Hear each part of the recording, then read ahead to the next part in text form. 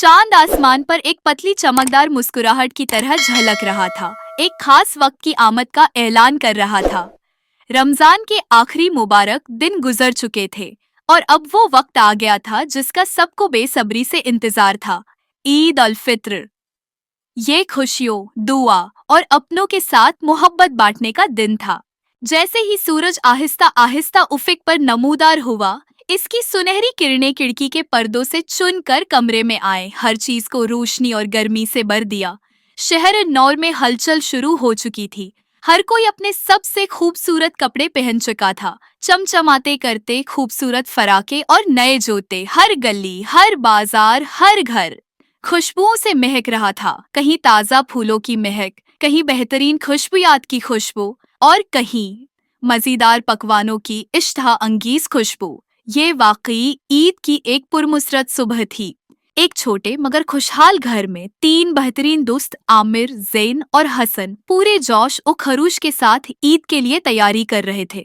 उन्होंने ईद का इंतजार सिर्फ तोहफों और खानों के लिए नहीं किया था, बल्कि इस मोहब्बत और खुशी के एहसास के लिए जो ईद साथ लेकर आती है। पिछली रात उन्होंने देर तक जागकर घरों की सफाई में मदद की थी। ये वो सबक था जो रमजान ने उन्हें सिखाया था। ज़ैन, जल्दी करो, नमाज शुरू होने वाली है।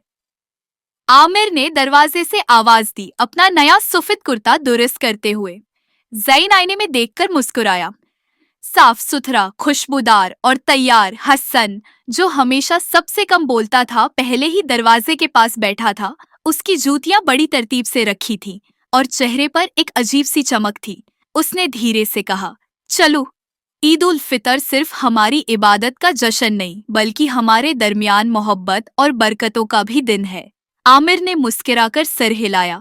बिल्कुल ठीक, आज का दिन यादगार बनाते हैं। हर तरफ एक पुरनूर और पुरसकून माहौल था। इमाम साहिब सफेद लब्यास में आगे खड़े हो गए और नमाज शुरू हुई। अल्लाहु अकबर। पूरा मजमा इमाम के साथ हम आवाज हो गया। दिलों में एक अजीब सुकून, एक अजीब रोशनी थी। ये लम्हा बहुत खास था। रमजान में मिलने वाली ताकत का शुक्र अदा करने का और अल्लाह के आगे झुककर बरकतें मांगने का। नमाज के बाद इमाम ने मुख्तसर मगर दिल को छू लेने वाला खुतबा दिया। ईद सिर्फ हमारे लिए नहीं, बल्कि उन लोगों के लिए भी जो महरूम हैं। अगर हम खुश हैं तो हमारी जिम्मेदारी है कि दूसरों को भी खुश करें। पूरा मजमा खामोश। हर कोई इस पैगाम को अपने दिल में बिठा चुका था। जैसे ही तीनों दोस्त मस्जिद से बाहर निकले, ईद मुबारक मेरे भाई। आमिर ने खुशी से ज़ीन को गले लगाया। ईद मुबारक आमिर, अल्लाह हमें हमेशा यूं ही खुश रखे। ज़ीन की आंखें खुशी से चमक रही थी। हसन ने आहिस्ता से सर हिलाया और दोनों दोस्तों को गर्मजोशी से गले लगाया। अल्लाह हमारे लिए और हमारे चाहने वालों के लिए ये दिन बाबरकत बनाए। ये वो लम्हात थे जो हमेशा यादों में जिंदा रहते हैं। दोस्तों के दरमियान एक खास मंसूबा पहले से तय था। वो हमेशा शहर के करीब वाक़ई खूबसूरत जंगल को देखने का ख्वाब देखते थे और ईद का दिन उस मुहिम के लिए बेहतरीन था। कुदरत के दरमियान दरख्तों के साए में वो अपनी सबसे कीमती दौलत महसूस कर रहे थे, अपनी दोस्ती।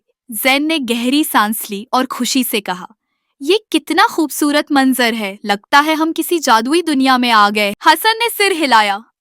ये अल्लाह की नेमतें हैं, हमें इनकी कद्र करनी चाहिए। आमिर हमेशा की तरह मुहम जोई का शौकीन था।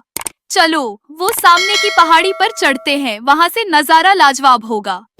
तीनों दौड़ते हुए ऊपर पहुंचे और जब वो चोटी पर खड़े हुए, वो नजारा हैरत अंगेज था। दौर शहर नजर आ रहा था, बड़ी बड़ी इमारतें, भरी हुई गलियां, मगर जंगल गहरा, सरसब्ज और पुरस्कून, एक मुकम्मल मुख्तलिफ दुनिया। आमिर ने अपने बैग से कुछ मजेदार ईद के लड्डू, खजूरें और कुकीज निकाले। तीनों ने बैठकर मजे से खाया, हंसते रहे और खुशियों में खो गए। सूरज ढले हो गए, आहिस्ता आहिस्ता उफुक पर ढलने लगा। गुलाबी और सुनहरी रोशनी पूरे आसमान पर फैल चुकी थी। वो घर वापस लौटे, थके हुए मगर दिल में एक अजीब सी खुशी के साथ। उन्होंने एक ऐसी याद बनाई थी जो हमेशा उनके दिलों में जिंदा रहेगी। जैसे ही वो अपने घरों में दाखिल हुए, माँ, बाप, बहन, भाई सब मुस्कुराते हुए उनका इंतजार कर रहे थे। घर में कहानियां, कहकहे और मजेदार खानों की महफिल सज चुकी थी। तीनों दोस्तों ने एक दूसरे को देखा, मुस्कुराए और दिल से कहा, ईद मुबारक। ये ईद हमेशा हमारी यादों में जिंदा रहेगी।